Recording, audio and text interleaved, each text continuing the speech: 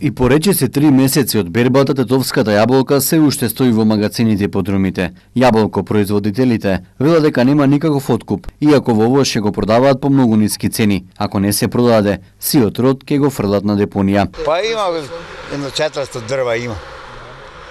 Само многу род има оваа година и цена нема никаква. Еве гледате самите 15 динара га пуштам, само да се продае колку, да га нема, знаеш, јабукава само. Нема откуп. Нема откуп никако, тоа е срамота. Да нема никаков откуп, а гревата да фрлам оваква јабука. Гледате се ситина каква е добра и за јадење и све тие работи, ама нема. Најлоша година ова е. До сега не памтим ваке да има род и цена да нема никаква.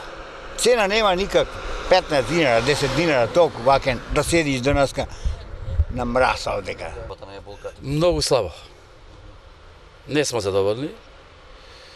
Не си сплаќа ни трудот што сме дале. Ама што е е.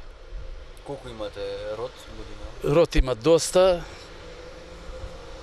Има преку 6-7 тона, ама ништо. Истакна јаболко производителите. Дел од нив веќе се одлучиле да ги откорнат јаболковите насади. Ништо нема, ништо, све ќе ја враќамо назад у нива сега поново. Ќе ја фрлямо тамо, нема што да правиме друго. Имам преку 10 тона дома, седи така. Ако не се продаде, ќе ја фрлиме у Вардар. Порано како оделе, да речеме? Порано било подобро, сега е од нарчито оваа година е апсолутна нула. Ете тоа е. До сега сме биле задоволни колку толку, ама сега не се исплаќа и мислам да ги ликвидирам. Од Агенцијата за потик и развој на земјоделието велат дека државата преку обезбедување пласман, но и самите воштари преку здружување во задруги може да го спречат процесот на исчезнување на тетовското јаболко. Средношколците од гостиварските училишта преку уметноста го кренаа својот глас против говорот на омраза. Во Средното економско училиште во Гостивар денес беа изложени дела создадени од учениците на тема Стоп на говорот на омраза, со која се заокружи истоимениот проект на Одсекот за превенција на секторот за внатрешни работи Тетово, ОПСЕ и локалната самоуправа. Секој проект има и цел, така и овој проект има своја цел. Целта беше да се доближат младите, без предрасуди, да се дружат едни со други, при тоа почитувајќи ги основните начела на заштитените карактеристики на поединци или група на луѓе, како што се верската, националната, расната и други, вкупно 17 заштитени карактеристики кои ги има во кривичниот закон. Сликите кои се изложени се резултат на одржани предавања од стручно и обучени полициски службеници. Говорот на омраза е една негативна појава во денешното време. Некаде поприсутна, а некаде помалку. Ако оваа појава не се свати сериозно и спречи, истата може да премине во насилство, или во омраза, или пак криминал во омраза. Еден од ефикасните начини на адресирање и спречување на оваа појава е преку подигнување на свеста кај младите преку информирање. Овој проект кој го завршуваме денеска има токму таа цел. Подигнување на вашата свест преку информирање околу овој феномен и неговите последици во една мултиетничка средина. А со цел да бидете спремни да препознаете говор на омраза и да кажете големо не на истиот.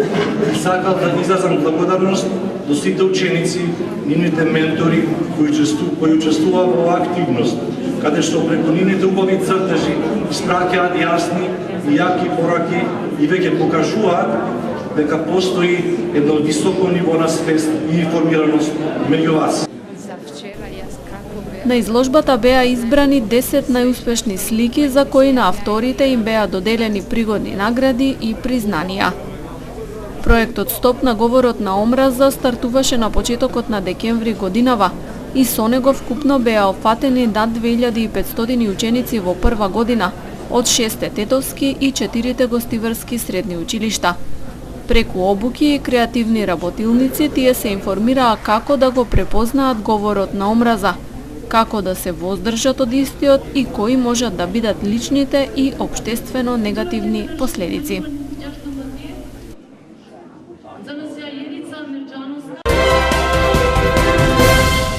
Во акцијскиот план се наведени конкретни мерки и активности за заштита на балканскиот рис на Мавровското подрачје. Главната цел на акцијскиот план е да се даде значителен придонес кон заштитата на популацијата на критично загрозениот балкански рис. Акцијскиот план е оперативен документ во кој се наведени конкретни активности и мерки, како и нивни финансиски и временски рамки. Акцијскиот план главно се однесува за јадровото подрачје на популацијата на рис, кој моментално се наоѓа на територијата на Националниот парк Маврово, а предвидени се активности во доменот на мониторингот на неговиот плен, едукација и подигнување на јавната свест, воспоставување на безбедни коридори за крупните цицачи, прекугранична соработка и слично, изјави Диме Меловски, раководител на програмата за зачувување на балканскиот рис од Македонското еколошко друштво.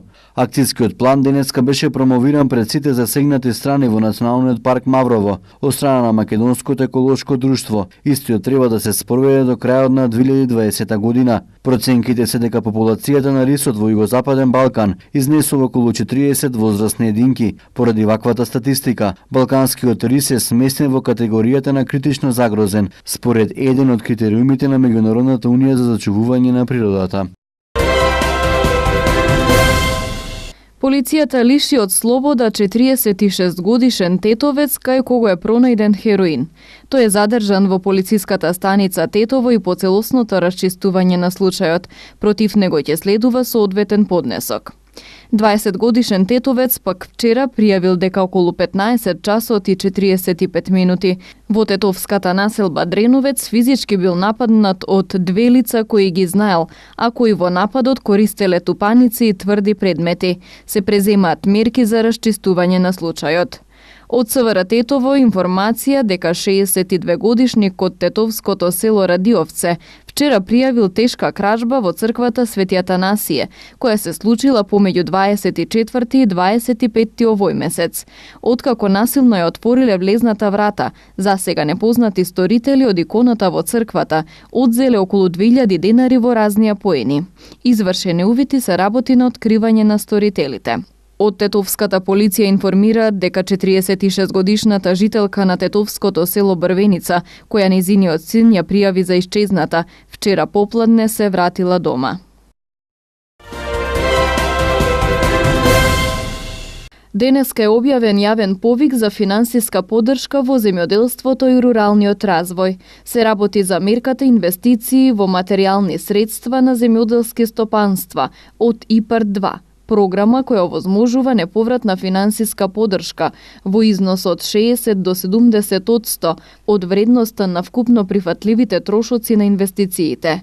Крајниот рок за поднесување на барањата е 9 февруари 2019 година. Финансиски средства по поединечно барање се доделуваат како неповратна финансиска помош во износ од 60% од вредноста на вкупно прифатливите трошоци на инвестициите. Но овој процент се зголемува и на 60 и до 65% за инвестиции во земјоделски стопанства, предложени од страна на млади земјоделци на возраст од 18 до 40 години и до 70% за инвестиции во земјоделски стопанства во планинските области. 75% од средствата ќе бидат кофинансирани преку ИПАРД програмата, а 25% од средствата ќе бидат кофинансирани од буџетот на Република Македонија. Вкупната финансиска поддршка на овој јавен повик кој што се објавува денеска е близу 12 милиони евра, односно 11,8 милиони евра. Тоа се инвестиции во изградба или реконструкција на објекти за одгледување добиточна храна, складишта за храна, станици за репродукција, оранжерии или оранжерии и расадници, складишни капацитети, силоси за разни намени од сточарското и растително производство, магацини за биомаса. Понатаму изградба или реконструкција на објекти за преработка и продажба на земјоделски производи, ладилници, капацитети за пакување, простории за производство, пакување, складишување, продажни места, објекти за подготовка на суровини, складишта за жито.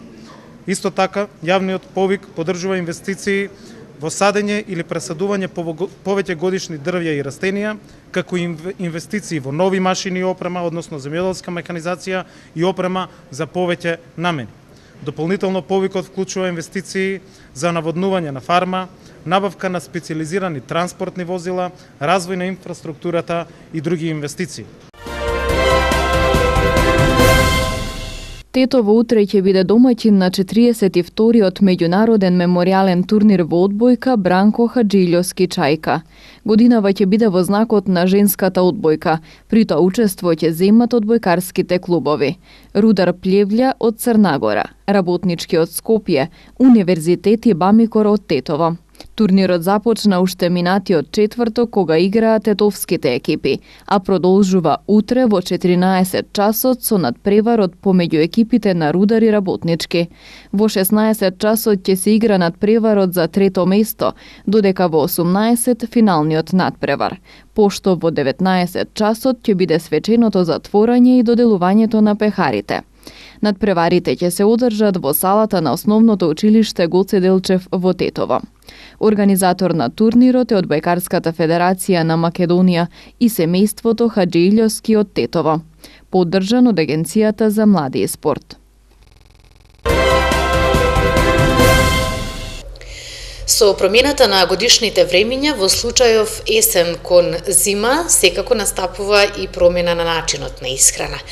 Дали ова промена во начинот на продуктите кои што ги внесуваме во нашиот организам влијаат врз начинот на живот, односно создаваат ли проблеми во варењето на храната? Ќе поразговараме со доктор Душан Трпчевски од Тетово, тетовец, специјалист интернист. Во продолжение започнуваме веднаш со прашањата до вас, докторе. На самиот почеток зборуваме за желудникот. Каков орган е желудникот и која е неговата функција? Желудникот е проширен орган на дигестивниот тракт кој што се наоѓа во абдоминалната празнина и тоа на неговиот горен дел. Неговата функција е многу кратна. На прво место служи за варење на храната. Јаглените хидрати или сложените полисахариди почнуваат да се делумно разградуваат во устната празнина под дејство на птијалинот кој што се лачи од плувачните жлезди. Па таквото разградување до дисахариди продолжува и во желудникот. Потоа белковините под дејство на хлороводната киселина се разложуваат до поситни делови наречени полипептиди, додека мастите не се разградуваат, застануваат подолго време во желудникот и потоа се елиминираат во 12-палачното црево. Водата се елиминира преку малата кривина на желудникот многу побрзо и навлегува во 12-палачното црево. Која е храната која во овој период од годината е најчесто ја конзумираме, а може да предизвика нарушување на функцијата на желудникот? Јас би рекол дека на здрав организам секоја храна во одредена количина не може да предизвика никакви оштетувања ни свежата храна, ни конзервираната храна. Меѓутоа, ако таа се употребува кај некои хронични заболувања на дигестивниот тракт, на кардиоваскуларниот систем, како што е солта, или пак на бубрезите, како што е солта и така натаму, во тој случај може да предизвикаат оштетувања, а тоа најчесто солта ја имаме кај правењето на зимницата, на пиперки, на купус во расол и така натаму. Какво заболување е чирот на желудникот?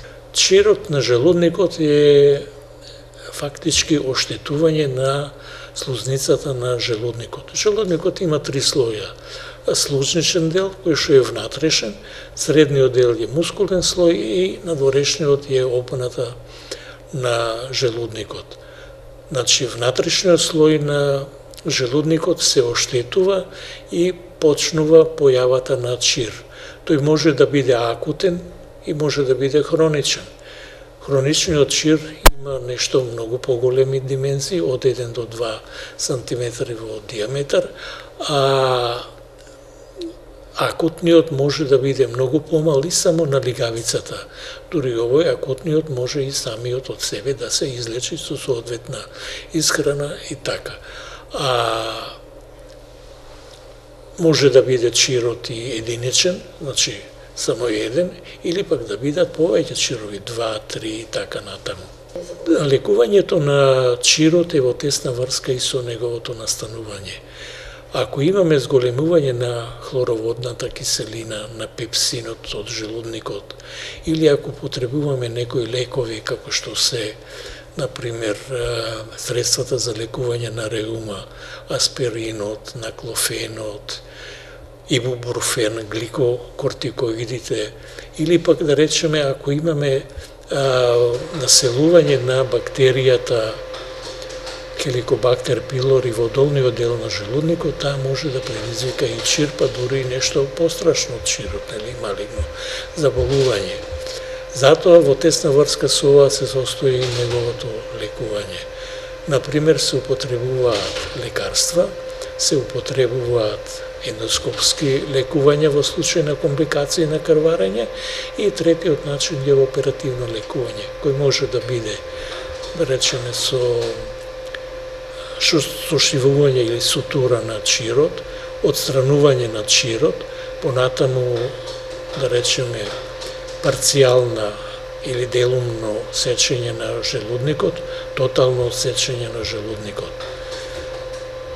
Како што спомнав, ендоскопското испитување е во тесна врска со неговата компликација, поготово кај крварењето, и со апарат се внесува во желудникот, со посебни сонди се склерозира крвниот сад, најчесто артеријата која крвари, и на тој начин настанува прекратување на крварење. Лекувањето со медикаменти се состои во тоа што во последно време се употребуваат така наречени H2 инхибитори на рецептите. Тука влегуваат нолпазата и така натаму, која се дава одредени денови, односно недели. А ако имаме присуство и на Хеликобактер пилори, тогаш се додаваат и други лекови. Да речеме нолпаза, понатаму се дава тројна, фактички тоа терапија со нолпаза, 2 антибиотика, се лечи одреден период и потоа се контролира на месец-два преку изметот, присуството на бактеријата, или пак после 6 месеци преку крвта, како што се докажува Хеликобактер пилори. Докторе, во тесна врска со желудникот е и жолчната кеса, каков е овој орган на човековиот организам и која е неговата функција? Жолчното кесе е дел од дигестивниот тракт и се наоѓа во абдоминалната празнина под црвниот дроб, во вид на крушка форма, а неговиот содржај се истекува преку неговите жолчни канали во 12-палачното црево и служи за варање на мастите. Жолчката е составена од повеќе елементи. Најголемиот дел е од вода и затоа велиме дека жолчката може да се створи од литар до 2,5 литри во текот на 24 часа. Понатамо жолчни киселини, холестерол, пигмент, електролити, дел од електролитите и други. Најголемиот дел од жолчката се резорбира водата до 90%, па така од 1 литар на жолчка се елиминира во 12-то палачно црево околу 100 милилитри.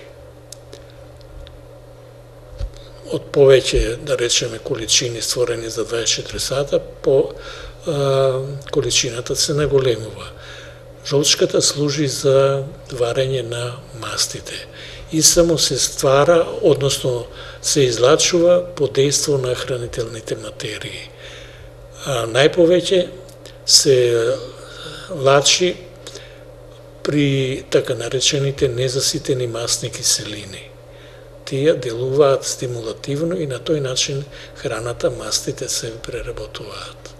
Една наша поговорка, докторе, вели подобро да се спречи отколку да се лечи. Кои се оние превентивни мерки кои што треба да ги превземеме за да не се нарушат функциите на органите за варење?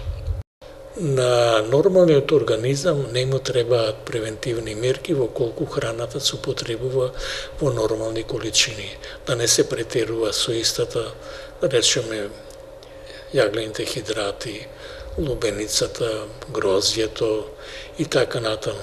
Понатаму да не се употребува премногу меснати производи, освен рибата, пилешкото месо и така натаму, и околку не се употребуваат многу мрсни храни кои што се наоѓаат, например, во лојот на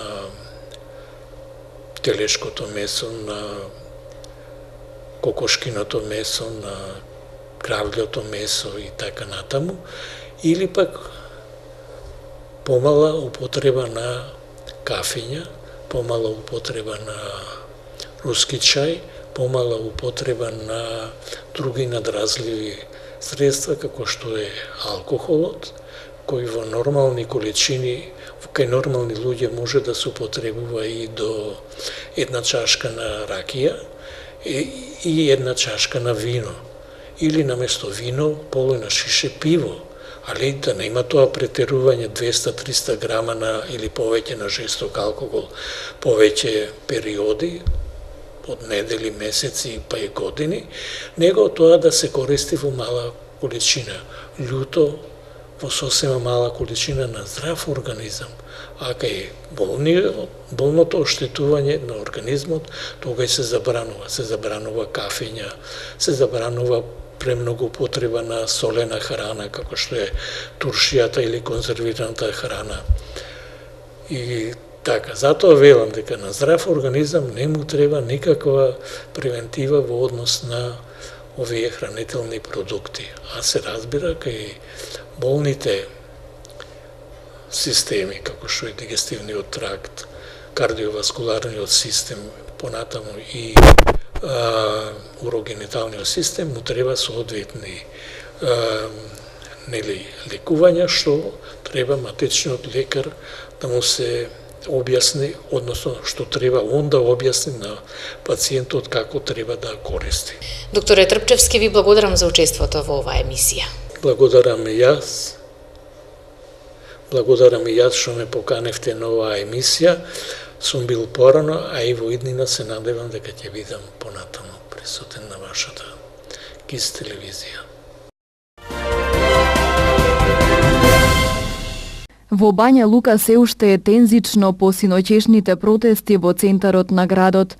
Бруталниот однос на полицијата на Република Српска ја разбранува балканската јавност. Полицајците ги влечеа, ги тепаа пријателите и останатите граѓани, но и ги уапсија родителите, кои силно се спротиставија да се растури така наречениот плоштад на Давид, момчето кое под се уште неразјаснети околности во март годинава беше пронајдено мртво. Семејството е убедено дека е убиен и бара правда за него. Мајката на Давид беше уапсена. Полицијата соопшти дека го уапсила и Давор Драгичевиќ, таткото на момчето, кој ги обвинува највисоките полициски службеници за прикривање на убиството на неговиот син Давид. Полицијата првично соопшти дека е самоубиство, но семејството на момчето и некои активисти сметаат дека тој бил убиен. Протестите кои започнаа во март, откако беше пронајдено телото на Давид, преминаа во масовни барања за оставки на владата на Република Српска. Најмалку 10 лица се повредени во земјотресот со јачина од 4,8 степени според Рихтеровата скала, која погоди областа во близина на вулканот Етна на Сицилија. Лицата не се здобиле со сериозни повреди. На некои згради им е нанесена материјална штета во земјотресот, кој е последен од неколкуте десетици земјотреси по ерупцијата на Етна во понеделникот на 24 декември. Индонезиските власти апелираа до населението да го избегнува крајбрежјето долж Сундискиот теснец, каде што во цунами минатиот викенд загинаа над 420 луѓе. Цунамито беше предизвикано од ерупцијата на вулкан, а засилено од плимските бранови настанати поради полната месечина. Индонезиската агенција за метеорологија, геофизика и климатологија издаде предупредување граѓаните да бидат најмалку 500 метри до 1 километар оддалечени од брегот во теснесот помеѓу островите Јава и Суматра.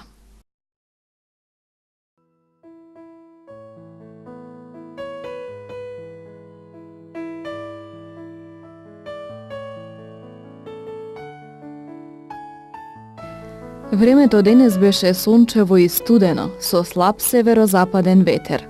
Утринската температура се движеше од -4 до -2, а дневната од -1 до 3 степени.